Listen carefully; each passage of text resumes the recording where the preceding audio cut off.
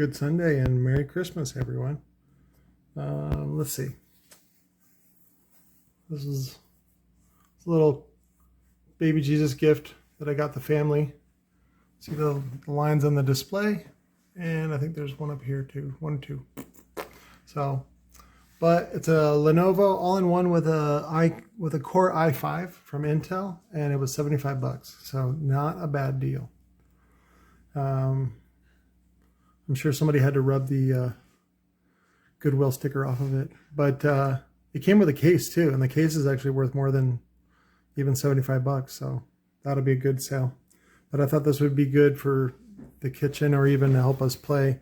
We just downloaded Louis C.K.'s latest special, which is only $10, and you can download it. It's a HD version, and you can watch it online for the $10, or you can download it and then distribute it among your friends if you want, for those that don't know Louis C.K.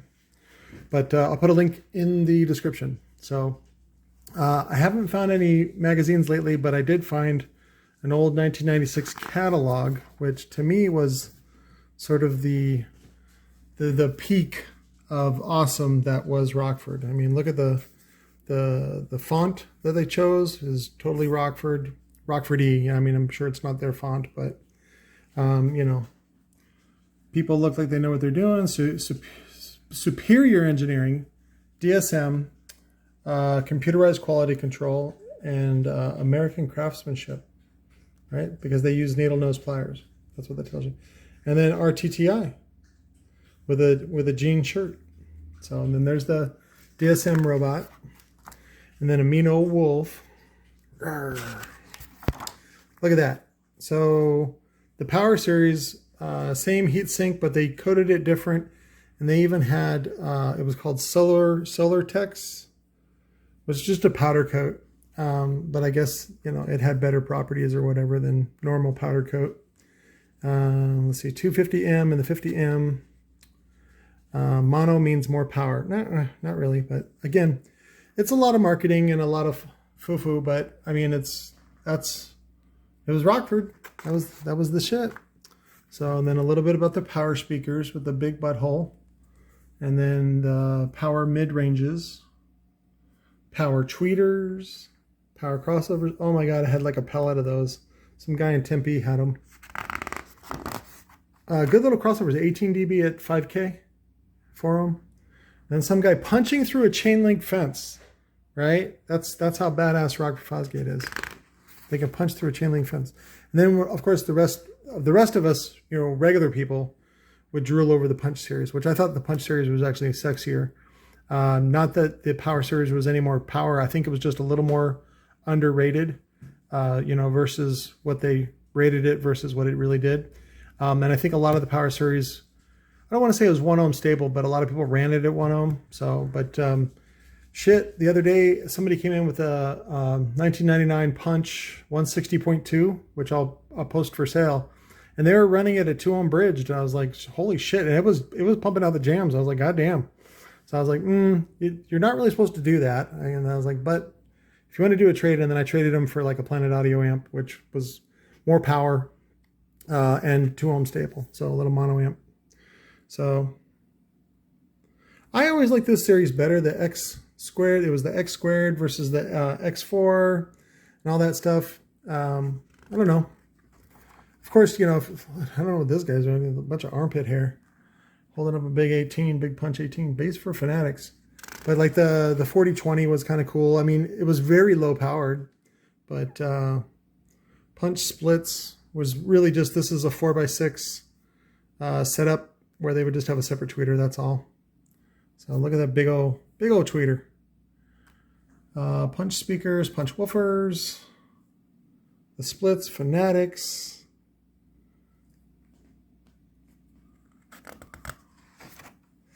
I like, there's a leopard video where the leopard's growling and then there's like a snot bubble coming out of its nose. I thought that was great. Here we go. The CD players. This was the shit, yo. 8140 balanced outputs with a remote that you could hotwire to be high powered I think you could wire the batteries in series or something like that to get more juice out of it. I forget. And then this is my personal one, so it kind of came out. There's Marky Mark. He's like, you want to splatter SPL records? 159.3. See if you can beat it. And then, of course, yeah, again, this was the epitome that I thought of what Rockford Fosgate is and was, and the best it could possibly be was 1996. So that was right before they did the McDonald's amps, where they just sort of dropped the ball, you should say, you know. They had frequency warp. They had these were filled with X cards, and you could configure them any way you wanted, and that way you could use them with other amps, like Orion, that didn't use crossovers on their amps. Let's see, Rocks the World, Team America. There you go. That wouldn't come back to bite you at all from the guys from South Park. I guess Team America was like Team Europe. They had Team Europe too. Of course, these are custom. We had done these for, not this particular one. This was a bug that was featured in a magazine, I remember. But you strip them and then you get them polished, and then you copper plate them and then nickel plate them. So, you know, it's chrome, whatever they want to call it. And then if you really want to go the extra step, there's Mike Mineo, of course. If you wanted to go to the extra step, then you would gold plate them. So, cool black guy. Got to have a black guy in there to let black guys know that we care about you. That we're not a racist Mormon family at all that owns Rockford Fosgate. I like these two, the audiophile series. Is that what they're called? Yep, that's the audiophile. I like the concave. What was great about this cap is a universal cap from RDM, Rapid Die Molding. I think Lanzar also used it, but they would Rockford actually would put a epoxy on the backside to kind of reinforce it and give it a little bit of mass. A little more heft. And then, of course, there's mine. That was the one I got, the 4060X. That was the last piece of equipment I ever bought. I think actually the first and last piece of equipment I ever bought from a retail store in 1990. What was it, 6? Yeah, January of 96, right before I joined the Air Force. So, and then I toted this amp all over the world with me. And then finally, when I got back to Arizona and I bought my 94. No, so this was, yeah. So I bought it in January 94 because I had a 94 Kia Sophia later that September. Because I got stuck in Keesler. I got stuck in training school for my 398 check, for my background check. So, right? We know who those are made by. That's right, Lightning Audio. Lightning Audio. And then they would just put their badge on it. These were probably also delivered by Larry Van Sickle from Lightning Audio. Today I'm going to be doing a review on the Recoil powered truck subs. It's just a powered sub, but it's it was smartly done in the shape of for a truck box, which is like this, which is angled on the front, so that it can fit trucks. But yeah, you get a lot of extra goodies because they messed up. The factory messed up and didn't put a auto sensing on the amplifier. And so what Larry did was they included a wire kit, 8-gauge wire kit, and then also a really cool looking LOC with auto sensing to sort of make up for it. So, and then I think the whole thing's only like 177 shipped. It's pretty badass. So that's that stuff I got. I still have it. It's still liquidy. I want to shake it up and try it to see if it still works. See if it still, this one was it added strength, and it was kind of like crusty. And I believe, yeah, it came in blue or gray. And then this one was for laminate between two pieces of MDF. And all it did was make it quiet. That's all. It doesn't make it any stronger or anything like that. It just made it quieter. So that, I mean, it's really great if you're doing home audio mid-range systems. It's not so effective for subwoofer, but it makes it seem like it's a higher quality, even if you use two pieces of like 1/2-inch MDF. Because when you do the knock test, it doesn't knock like that. It just is like thud, like you're knocking on the ground. It's like, it's really badass. So there's the power block. And then they even sold batteries. And again, this is just a decal. Let's see, were these gel cells? Military terminal technology. Deep cycle. No. And then the battery clamps. And then CD wallets, they were selling, this is POP, point of purchase merchandise.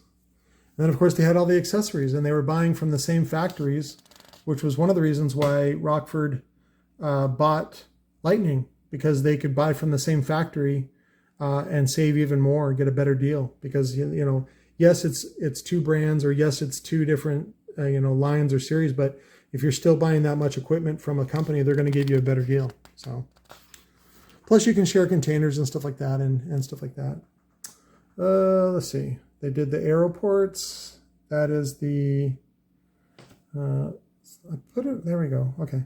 Sorry, I got a phone call and then it went away because I put it on Do Not Disturb. I'm like, do not disturb Patrick right now. And then this was funny. This was like the faux suede finish. And what you do is you blow through that. You put some of this magic dust in there, and then you blow through it, and it would like, and then you lay down, you do some spray glue, and then you blow it, and it's basically supposed to look like a carpet finish or even like a suede finish. And then you could pick a bunch of different colors. So that's it. Then they would sell carpet. They got into the accessories business, and then those are the Rockstone. Again, this is you're just finding off-the-shelf products, and then you're marketing them as car audio and sold through Rockford. So, but here's all the specs. Blah blah blah. Everything's good. Everything's awesome. Oh, that's it. That's the end of the catalog. So vicious bass, vicious bass, vicious bass. Powerful, clear, and loud. And then as a bonus, I got another one. So 1999 was a really strange year for Rockford Fosgate. Because like I said, they had that slip up in 97 with the shitty McDonald's looking heat sinks, powder coat. And 1995 was the last year that I think they used X cards. And then, or no. I think for the first half of 99, they used X cards, and then they phased those out, and they went with onboard nipple ones with the twisties. So if I remember right. So we'll go through this a little bit. Beautiful circuit board. So, you know, Rockford did some things where they would, I think they would run the rail things out, and they called it a name. Like that was the shit back then, was like, well, like Mesa, right? That's this right here. That's these little packages come in a pre, they're already, soldered to the device. And then they have to put them in the board, and then they run the whole thing through. And then you can see the heatsink grease leaking out at the bottom. So what that does is it just makes a better contact of the heatsink, better than you can do with pressure and just the heatsink grease alone. And so it just gives it a little heatsink that it can quickly transfer the heat and then slowly transfer the heat to the outer heatsink. Again, what it does is it was used in a lot of military applications, specifically Navy, where they had to put stuff in like a small rack mount cabinet, and they needed a lot of power and they didn't want fans. So that's what it was used for. And then Rockford decided to use it on their amplifiers. So not that it's anything special, and it's not theirs. Let's see, like Topaz. So what I would do is I would look up Topaz, and then you look up that. If you don't know about Google patents, it's pretty fucking rad. Search Google patents, and it'll come up with a special search engine for patents. And then you can search by name, and you can also search by number, and you can find out different information. So I'm sure that Rockford had some US patents that were not theirs, but they had licensed. Like I was telling you about with JL Audio, on their HD series are not made by JL. They're made by Power One out of San Diego. And the patent that is on the Power One amplifier is owned, of course, by Power One, not by JL. But you'll watch JL advertise as if it's, as if it's created. That's your assumption, that you assumed that this patent was owned by that brand. So Rockford does the same thing. In fact, a lot of these guys who are on this team went and then go work for JL. Again, it's a very small community. It's not a big town. Oh, I put the dealer pricing in there. So that was, I think this is some of the, this was employee pricing. So they even offered them in Chrome, which was they were trying to salvage their name and the fuck up that they did in 1997. There you go, $9 each for the Bell A, for the bells. That's it. You get a 2-pack. That was employee cost was 10% above cost. So that's yeah. So they would make 10 points still on the employee, but those were some of the pricing. Just so you know how much about these things cost to make. And then of course these were all American made, and there's no difference between these, which were made for dealers, Rockford dealers, and then you put the A2 instead of the A2. What did they do? Oh, they put instead of A2, they put the Roman numerals. And those were the ones that were, it's the same amplifier, but it was pushed out through Best Buy as a distributor. That's all. The amplifier was the same. All the quality was the same. It was nothing different. All it was a badge difference so that they could tell when they got a return of where it came from. Because otherwise they assume, it helps them locate it quicker about who the dealer was, that, because they have serial numbers and they have a SKU system and all that kind of stuff. So, but there's the Power Series 257. That's it for an 1100A squared in chrome. So it's about $50 extra to get the chrome. Not a bad deal. So, oh, that was the thing. Okay, let me go back. So, but yeah, this was when I was working for Lightning, and I had gotten this. But even at that price, I still couldn't afford it. I was poor. I was poor. Shit, I'm still poor. I still won't pay this much for shit. Now that I know the $5 MP3 player with Bluetooth from China does the same job. Like, I'm not buying this shit. Yeah, this is the one I think the series after this, they went with the iPod remote, which I really, really liked. So I think, is this the 8 one? Yeah, I think we have these magazines if anybody's interested or still has this one. This one was also shared by Panasonic. So I think these were made by Panasonic and then badged as Rockford Fosgate. So just so you know. Woofer technology. I don't know. It was all made in Nogales. These were made by New Way. And then these were probably made by, well, at the time, there were several companies that made voice coils. There was a company called Totem. There was another one called Krentz, K-R-E-N-Z. And the Krentz father and son ended up working for Econowind. So, over in Florida. So, there's that guy again.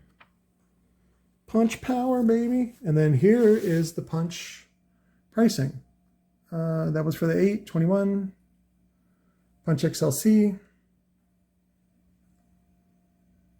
Hold that for you guys. Sometimes I don't stop. And, if you miss something, or if I was moving too quickly and you couldn't pause it, that's fine. Let me know and I'll read you the specs. Because I know for a lot of guys, this information is really important. So yeah, XLC woofers, $94. That was it for the 18. And it was used a 6-layer, 2.5-inch voice coil, which I think we actually still have some of those. Because, who was it? MWA down in Sierra Vista / Southern Tucson bought out a lot of the Rockford stuff from New Way. And just, sorry about that, guys. I guess I didn't format my SD card yet. I got a new 128 gigabyte. I'm like, where the fuck is my storage? I ran out of storage. So I got 9 minutes to wrap this up, though. So there's the prices for the... Remember, this is late 1999. Yeah, only 116 for the OEQ2, and then the EPX2 was 279, and then a little bit more for the E14 card or E28 card. So that was a 28-band EQ or the 14-band EQ. Now, this is when they came out with the Fanatic Q, which is a fiberglass one, which was pretty fancy. And here's the pricing on those.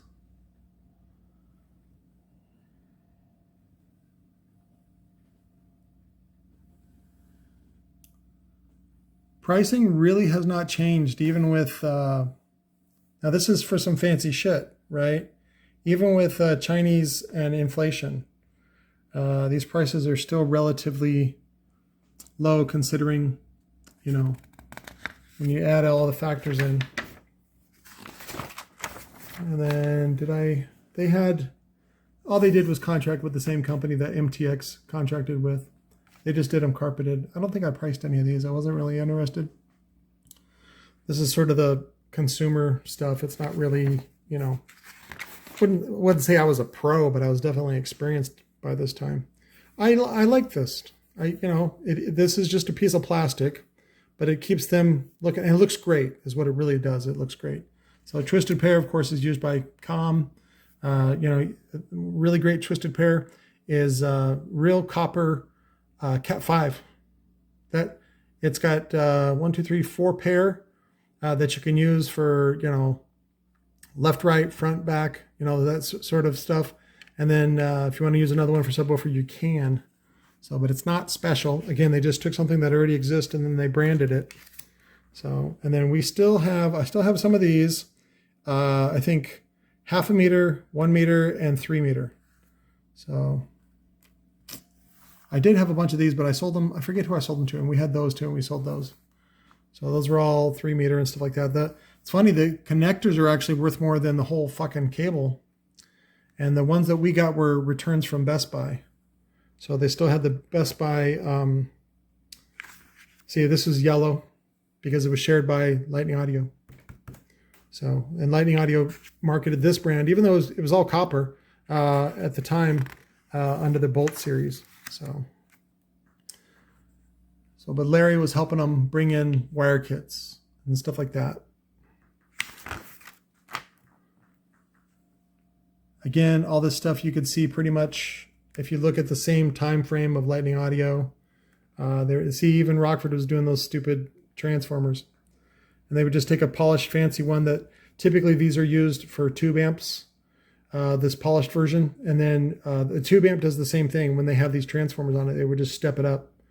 And so that's why you take 15 watts at, 8 ohms or something like that, and you would just step it up. So